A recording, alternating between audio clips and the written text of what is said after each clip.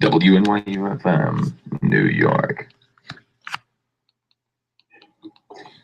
This is Meta from the Asteroids Galaxy Tour, and you're listening to 89.1 FM WNYU, and I got it right.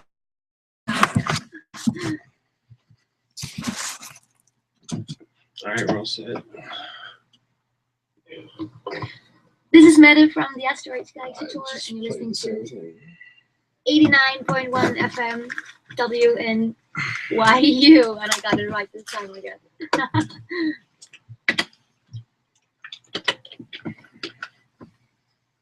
Okay, let's play a game. Let's find out if you're really with it. I'll play you a beat and some sounds and some words. Just put them together, okay? Here's a beat.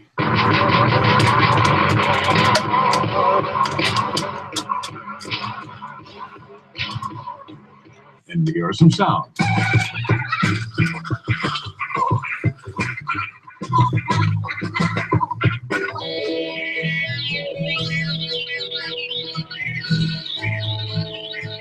Here are some lyrics.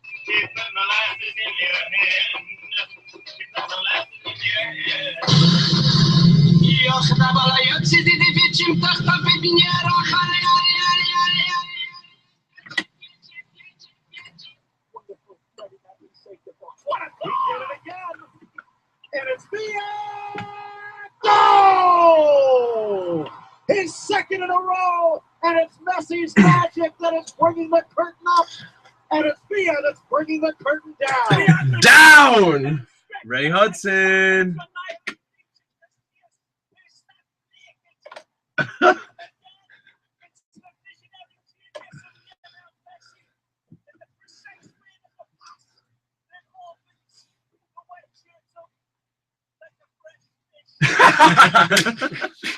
Oh my gosh. Woo.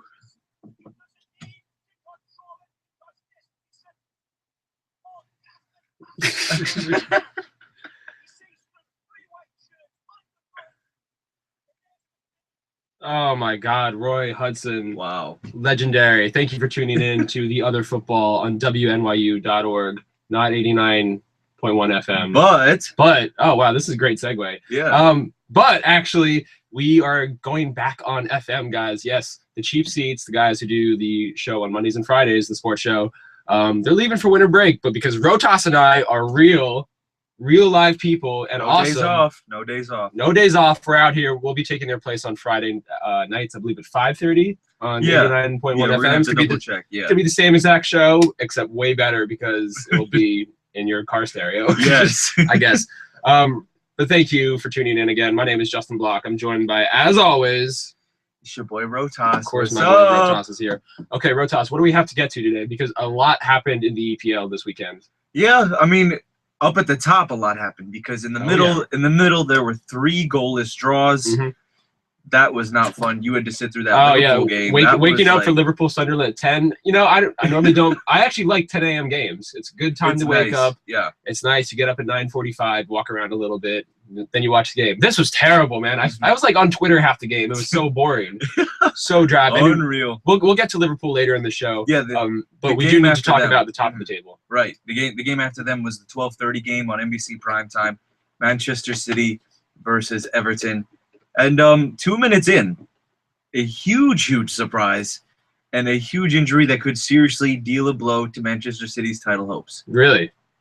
Sergio Aguero goes down clutching his knee.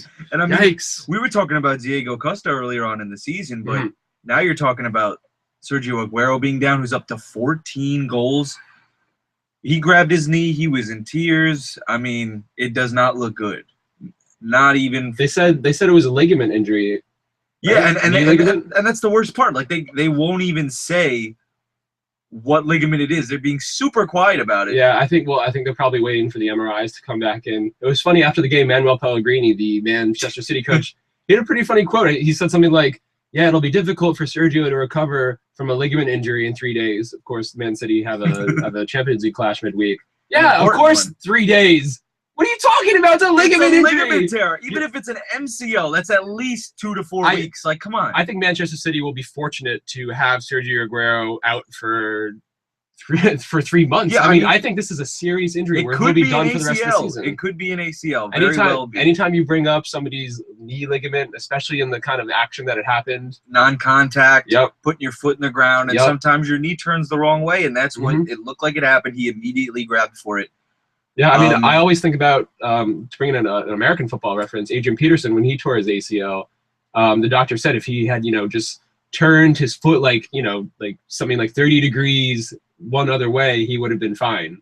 It's just the little things, the degree at which you plant your foot on the ground.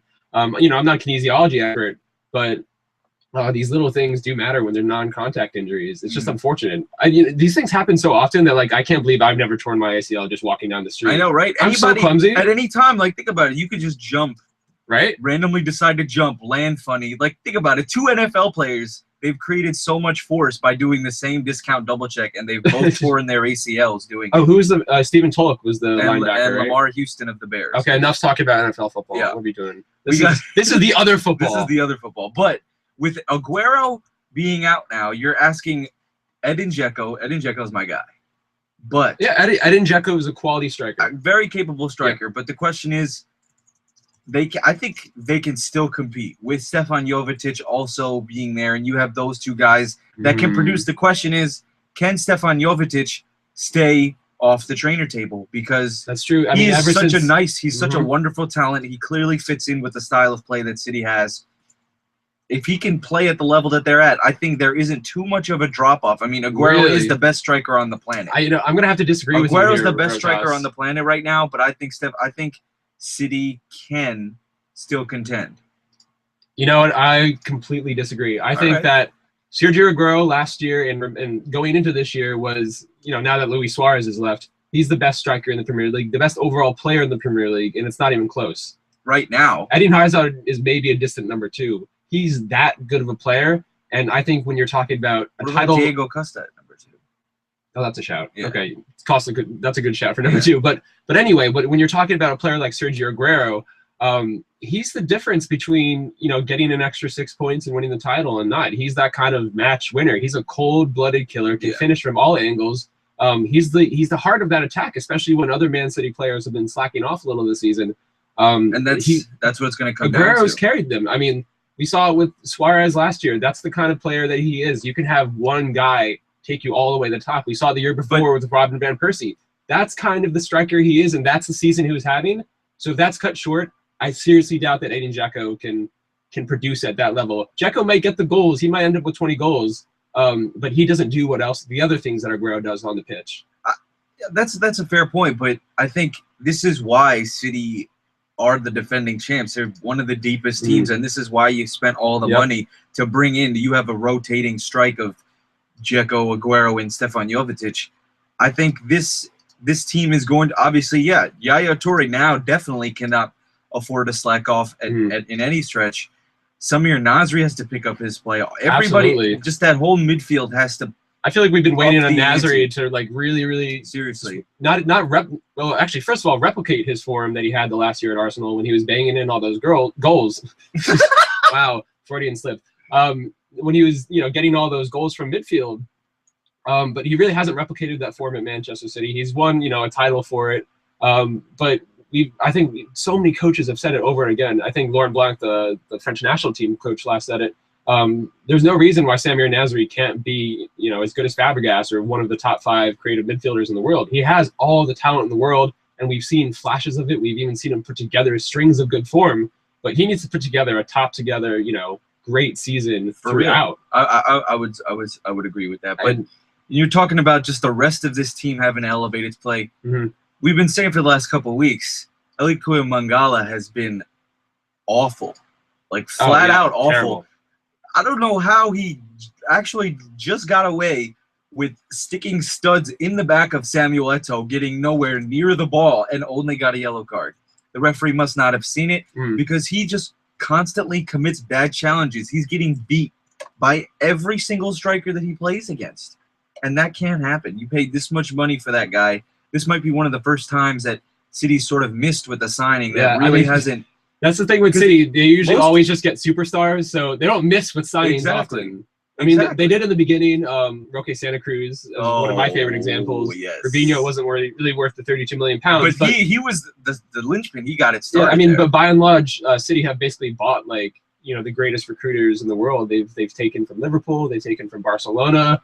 So the system they have in place usually ends up with them finding good targets and paying a premium price for them. But you're right, Mangala hasn't looked good. Yeah, and that's going to continue to hurt City. Exactly, and then you're talking about in the Fernando and Fernandinho as well. They've been up and down really, and they were meant to stabilize and sort of cover up for Yaya Toure, as you can tell. And now it's going to be up to them to really pick it up even more because, again, these guys haven't been playing in the Premier League for that long. It's been, what, Fernandinho was last season? Yeah, last season. Fernando signed this season. Exactly. And those guys are important in midfield to really protect that back four since Yaya Toure hasn't really been running much this year. Exactly. But Rohtas, what do I always say is the cure-all when you don't have strikers or you're lacking striker, goal quality.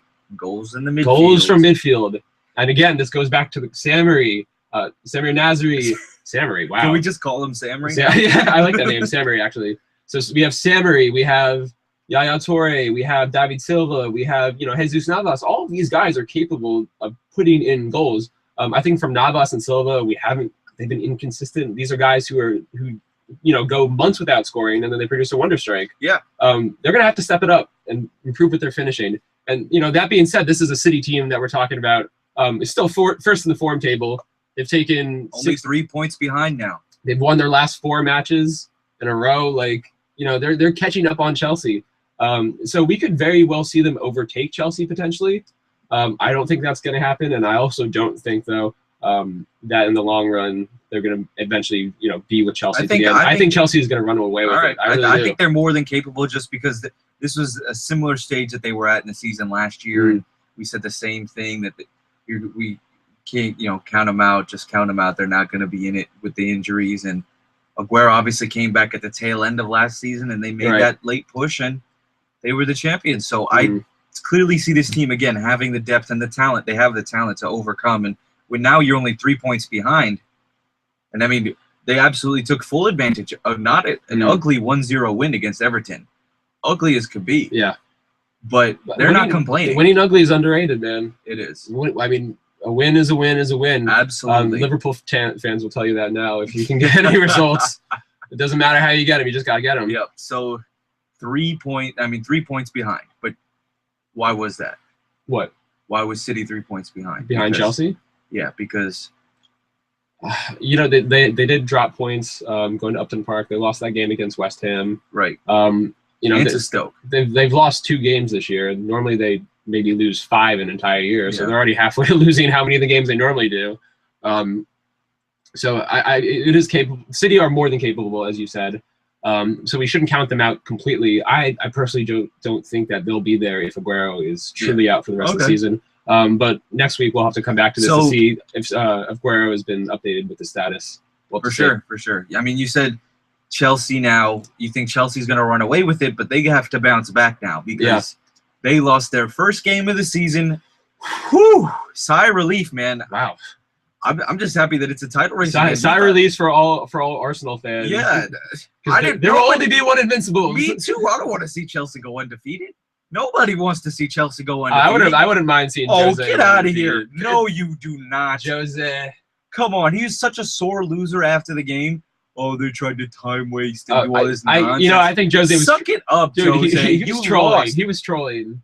I mean...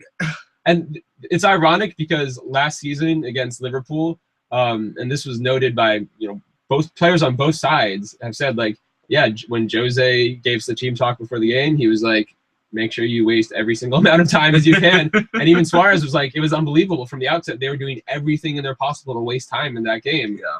And it made a difference. So Chelsea is notorious for their time-wasting tactics. So I really can't tell if Jose Mourinho is a hypocrite or a troll. He might actually be both. Yeah. Absolutely. Newcastle, every time you count them out, they seem to just find ways to pick themselves right back up. Alan Pardew. We're gonna have to retire the segment, aren't we? We are going to have to retire the segment. What a sad day. Wasn't today the day that we said? I want to say it's been 3 weeks since then. Yeah. I want to say so. So in the 3 weeks that Alan Pardew has been on, our watch to maybe come off of this, what happened to them? 3 straight. They lost to West Ham. Yes. They drew against Burnley, but they beat Chelsea. They're third in the form table, Wow. taking 13 points from the last 6 matches. They're looking pretty good, and that was when they came off that streak of all those wins in a row. Yeah, I mean, Alan Pardew can just coach him up. He's got his guy again in Papi Cisse. He's Teflon Don, man. Papi Cisse scoring 2 more times makes his total 7 for the season. I mean, Papi Cisse, right place, right time. This was just one of those games that Chelsea could not get, just could not get in a rhythm. And for the first time in a long time, you saw one of the best defenses in the league make uncharacteristic mistakes. Like Gary Cahill, that ball literally popped up to Papi. That was a tap-in for Cisse. Oh, absolutely. On the first one. And then the second one I thought was, again, Eden Hazard losing the ball in the midfield. Oh, what was that? The soundboard acting up again. Sorry about that. Continue, Rohtas. But Eden Hazard gets dispossessed in the midfield. Right. And Newcastle broke extremely well. So, I mean, credit to them. It's a great win for them. Mm-hmm. We've talked about this team. They have some talented players, and now when they have a goal scorer that can put balls into goal for them. Papi's back. Remember that goal he scored? He's a Chelsea killer. Just he is. Flat out he Chelsea is. killer. He is. That wonder strike from 35 from the sideline from his left foot, like that was just a couple years ago. What I want to say was last January. It's probably a year ago. And I think we see Papi's coming into form. I mean, we talked about him earlier in the season. These past 2 years have been, he's struggled between form and fitness, hasn't really been able to get both down. And Musa Sissoko as well has given them such a great lift in the midfield. But both of those guys finally, they're healthy, they have their heads right, they're in form right now, and we've seen, Papi Cisse is a streaky striker. So when he gets 1 or 2 goals, his confidence goes up, and all of a sudden he's on a run for the next 5 games. Yeah, so they got to ride this out. Yeah, they got to ride Papi Cisse as long as they can, because he'll flame out eventually, as he always does. But right now they're getting a great run of form from him. All right, so we have to retire the segment, right? Yeah. This is the day that we officially... Rohtas, so I'm going to say it one last time. Has Alan Pardew been sacked yet? Nope, but it looks like he's got his job for the rest of the season, right, unless they go on like a horrible losing streak. Let's take him off. All right, so David Moyes. Well, let's go back. Let's think about the history of the segment. When I asked you, has David Moyes been sacked yet? Yeah, he actually did get sacked. Alan Pardew did not get sacked, despite, he was just hanging on by a thread.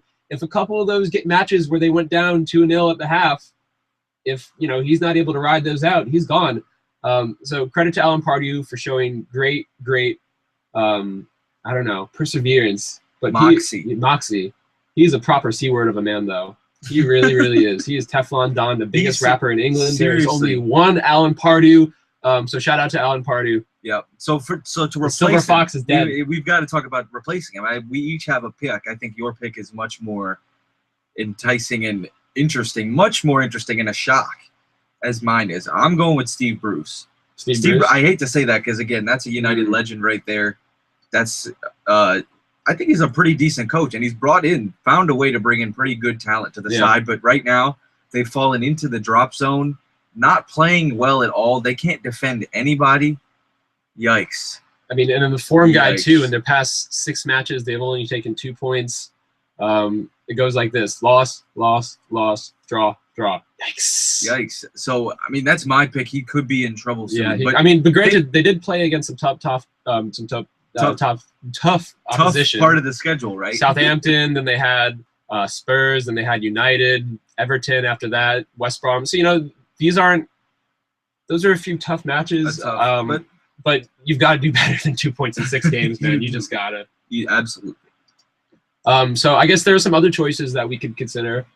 Paul Lambert was one. But they won. They got that win today, so it appears for this week Paul Lambert's sort of off the hot seat. And so is Harry Redknapp. We talked about him being a potential candidate last week. But guess what? A 2-0 win got over that Burnley. dub against Burnley. I told you, man, Harry Redknapp does not get fired. He doesn't get fired from jobs. He either leaves or leaves.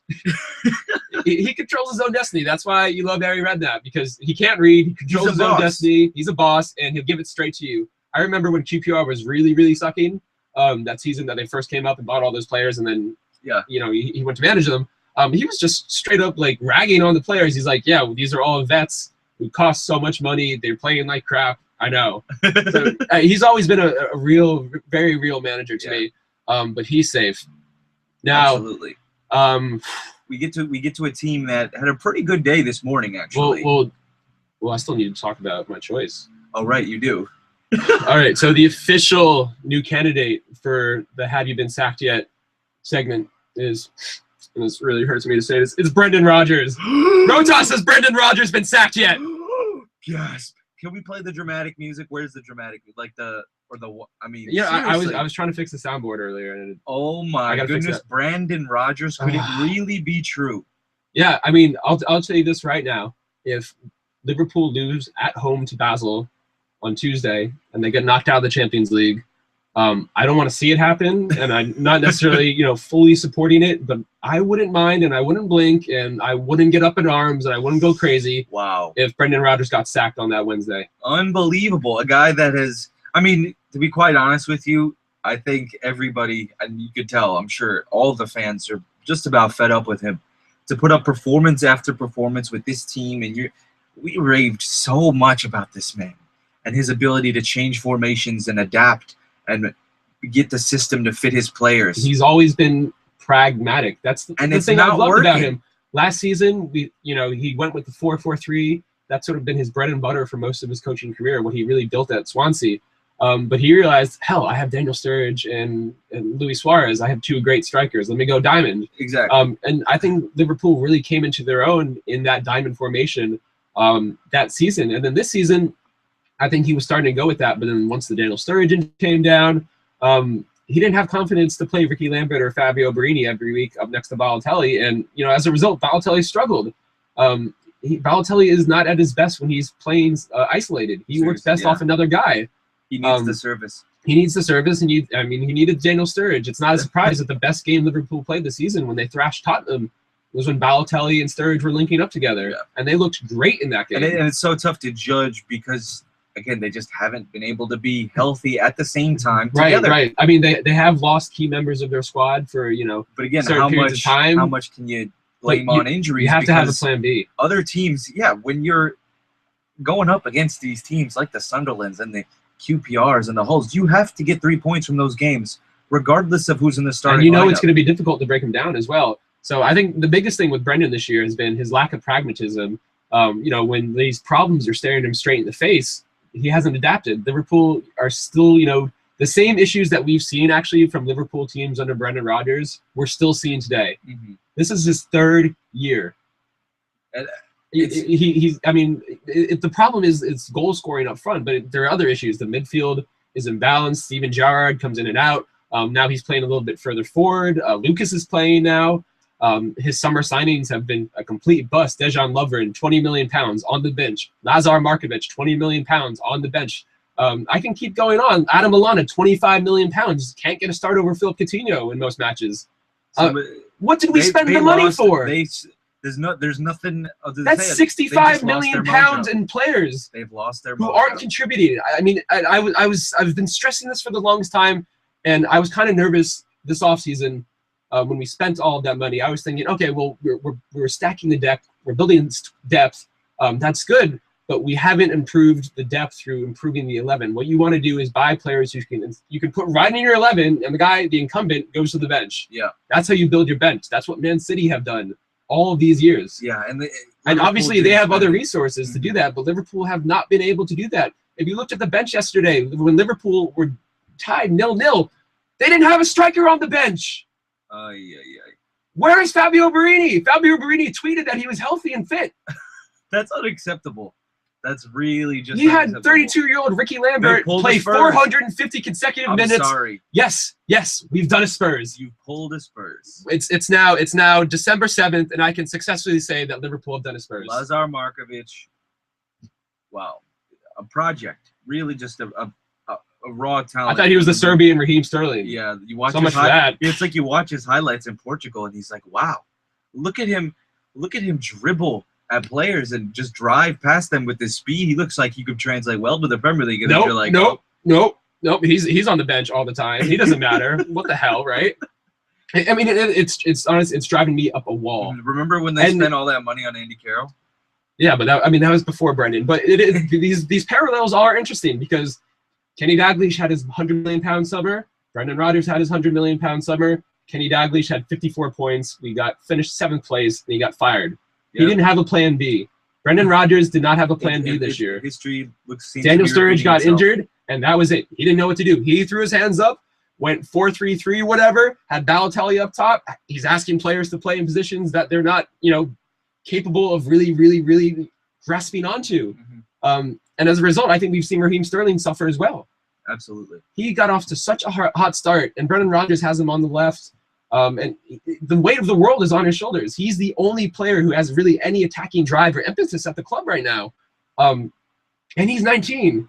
That's crazy. So I think Liverpool are depending on the wrong people right now. So he's basically made our list. We're going to be following this week to week now. Oh yeah. We might have to update it next week because he might get sacked next week. I mean that. The week, the midweek fixture against Basel.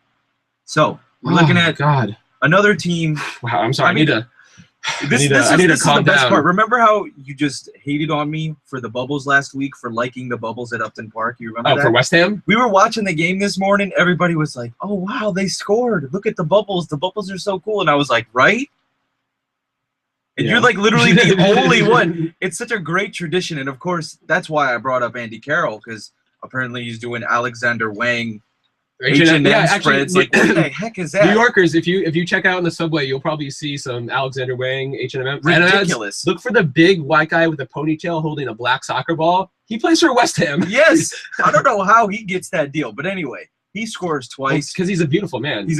His flow is great, and he has awesome cheekbones. Seriously, that's jawline is something else. That jawline is real. But that's a 35 million pound jawline. I'll tell you that right now. That's what you bought. Yeah. But absolutely. I mean, West Ham is playing third now. I mean, they're up to third in the table, playing on another level. Sam Allardyce. We've raved about this team and how they can finish in the top half this season, and it's been absolutely well deserved the way that they've been playing. I think they're fifth in the form table, 3 straight wins against Newcastle, West Brom, and Swansea. Those are quality wins, huge wins, and against decent mid-table sides. Adding Alex Song was such a huge part of this team. That was a steal. I wanted Liverpool to go get him. Yes. That was a steal of a deal. Right. Like 15 million. Mm-hmm. Oh my God! Absolutely. Do people forget his season at Arsenal a few years ago? Seriously. He was Arsenal's best player that year, and that was in the season that they sold RVP too. I mean, that was a coup of a signing, wasn't it? And now Benteke. No, he plays for Villa. What am I talking about? But Andy Carroll is back. Diafra Sakho again. If they bring him off the bench and he makes an instant impact on the game, draws a red card from Fabianski, and then puts on a great move on the defender to tap it away from him and finish. I mean, was that off the Carroll header? Yes. Flick on off a goal kick. Come on. I mean, that's the dream Andy Carroll scenario. You just punt it up to the big man. He flicks it on to a runner, and Sakho had a fantastic finish as well. Yeah. It's cracking. Absolutely. So all the credit to Fat Sam. Yeah, and we just he looks like Jabba the Hutt. He does. He's the only guy that would. That looks like Jabba the Hutt? Yeah. Possibly.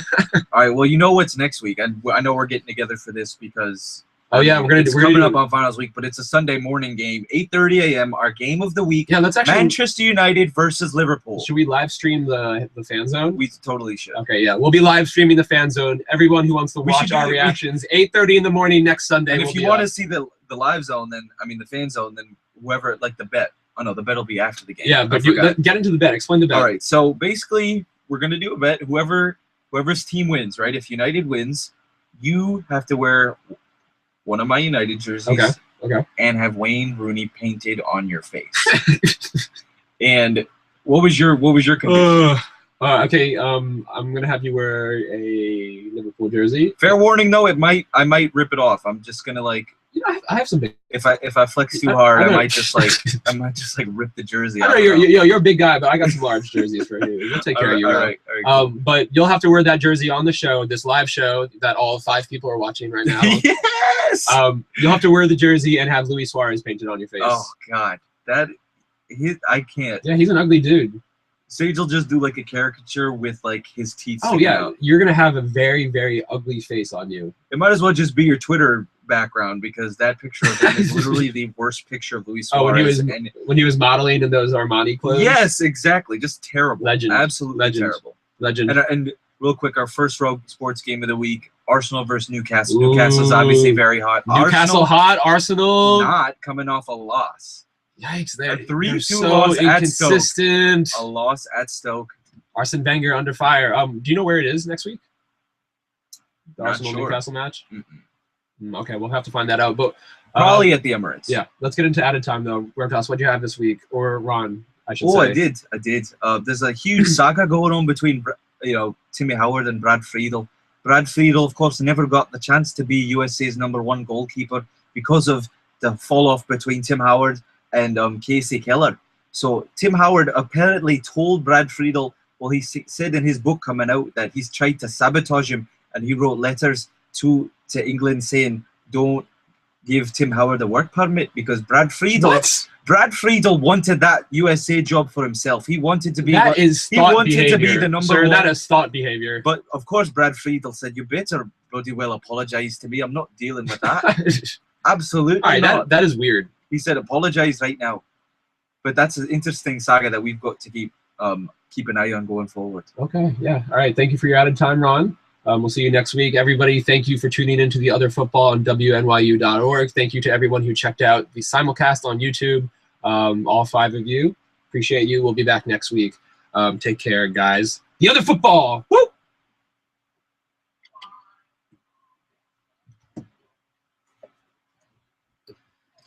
I forgot to say what it was for.